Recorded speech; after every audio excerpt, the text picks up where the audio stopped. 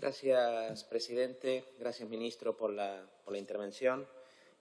Bueno, la verdad es que compartimos como punto de partida que nos encontramos frente a una situación después de la pandemia, después de la guerra, de emergencias múltiples, ¿no? Un crecimiento de la concentración de riqueza como no se veía hace tiempo, una emergencia climática indudable, la amenaza cierta de una posible guerra nuclear, casos gravísimos de violencia sexista, de violencia racista en diferentes sitios, la emergencia de un neofascismo organizado a nivel global que niega la democracia y libertades básicas.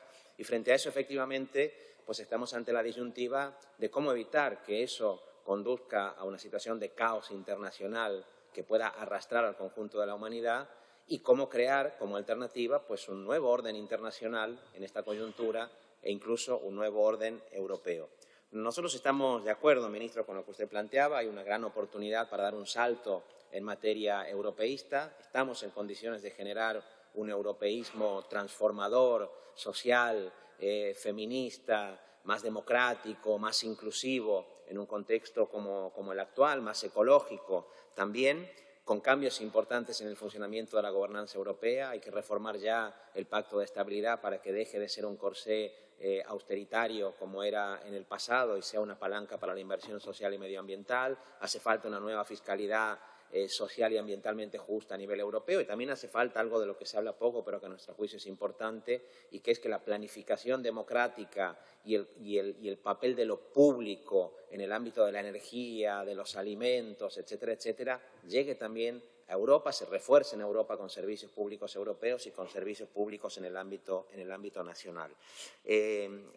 La discrepancia que tenemos, ministro, en esto es que nosotros pensamos que ese europeísmo transformador, social, ecológico, feminista, democrático, no va a ser posible o no se va a poder desarrollar plenamente mientras haya un régimen de guerra.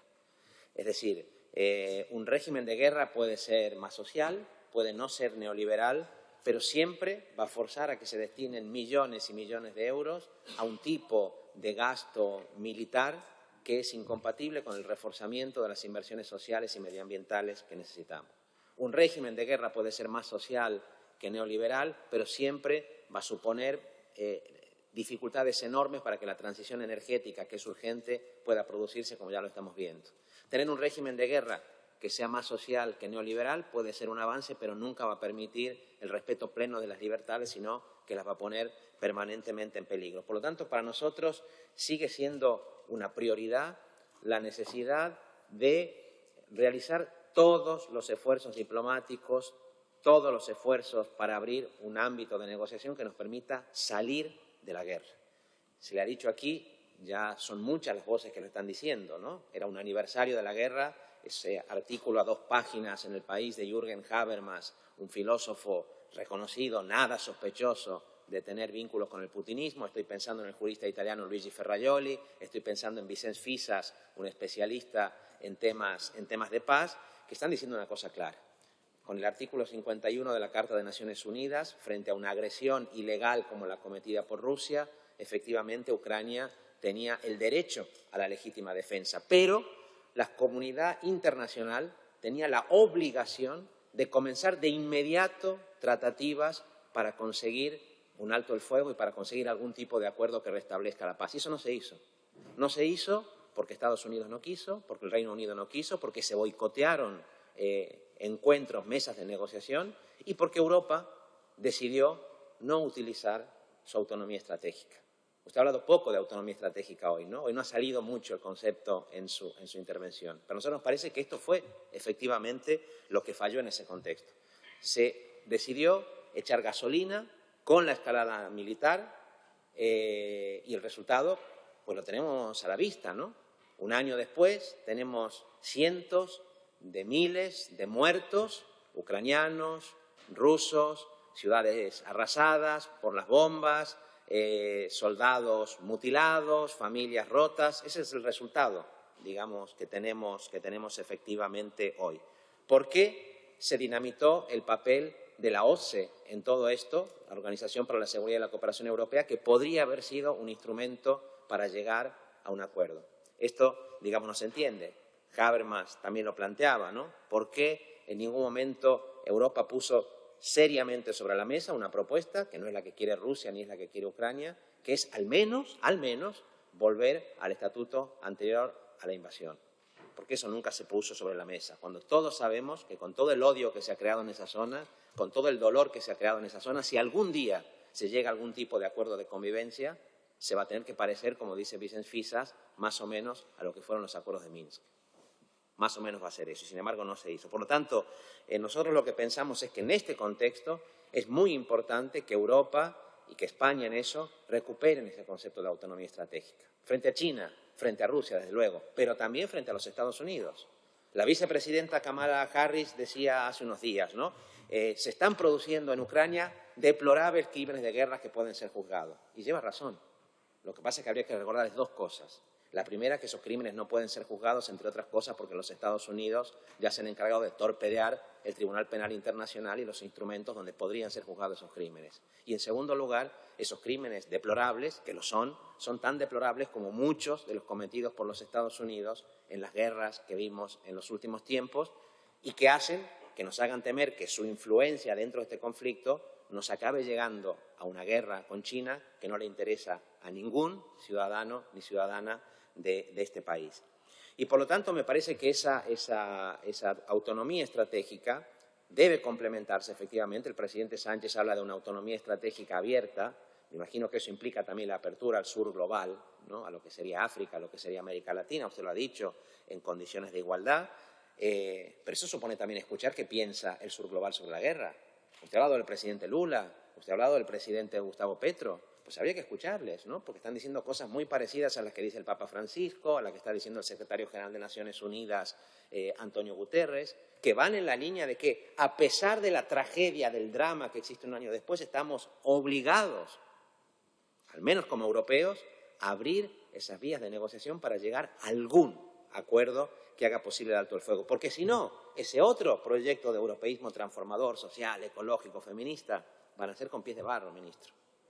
Y eso me parece a mí que es indudable. Y a partir de aquí me parece que sí, que es importante replantearnos esa relación con el sur de una manera coherente. Yo creo que no es conveniente que le digamos al mundo que Europa es un jardín que está rodeado por junglas. Ese no es un buen lenguaje para dirigirse ni a África ni para dirigirse a América Latina. Y debemos hacerlo cuando nos dirijamos a esos continentes con coherencia. Está muy bien, me parece excelente, digamos, la condena que se ha hecho de la inaceptable privación de nacionalidad a cientos de disidentes políticos en Nicaragua. Eso me parece muy importante. También me gustaría escuchar de manera mucho más clara que se condena, por ejemplo, ¿no?, la arbitraria exclusión electoral de la líder indígena Telma Roldán y de Jordán Rodas en las próximas elecciones de Guatemala. Eso es gravísimo. O lo que está ocurriendo en Perú, ¿no? El gobierno, el régimen de la señora Dina Boluarte, ya se han asesinado más de 60 personas, ¿no? Más de 60 personas. Algo que justificaría, me parece a mí, que España, como se dijo hace un momento, deje de enviar armas mientras esa situación se produzca. Está bien que hablemos de Irán, está bien que hablamos de Afganistán y de la inaceptable situación de las mujeres en esos países. Pero bueno, también estaría bien que lo recordáramos cuando quien esté, digamos, en juego sean países que son aliados para otras cosas, como Arabia Saudita o como Abu Dhabi, donde lamentablemente tenemos un rey, un ex jefe de Estado, que decidió irse allí utilizándolo como paraíso fiscal. Por lo tanto, ministro, yo creo que sí, que estamos ante una oportunidad única. Tenemos la presidencia del Consejo Europeo por parte de España. Tenemos la cumbre entre CELAC y la Unión Europea. Podemos tener un papel importante para impulsar, como digo, ese europeísmo transformador. Pero ese europeísmo transformador, como le decía, para ser creíble y para ser sólido, tiene que ser claramente social, tiene que ser una apuesta sincera por una salida ecológica a la crisis actual, tiene que ser feminista, tiene que ser democrático, pero tiene que ser republicanamente antimilitarista y pacifista. Ese fue el viejo sueño kantiano, fue el viejo sueño de una parte importante de la Ilustración europea, y si no entendemos que necesitamos de alguna suerte de nueva Ilustración, ese proceso va a fracasar. Y lo que va a tener como alternativa es una nueva santa alianza reaccionaria que ya existe bajo la forma de las ultraderechas organizadas, que es absolutamente enemiga de los viejos principios de libertad, de igualdad y de fraternidad. Muchas gracias, señor Pisarello. Por el Grupo Parlamentario Vox tiene la palabra el señor Espinosa de los Monteros. Gracias, señor presidente. Buenos días.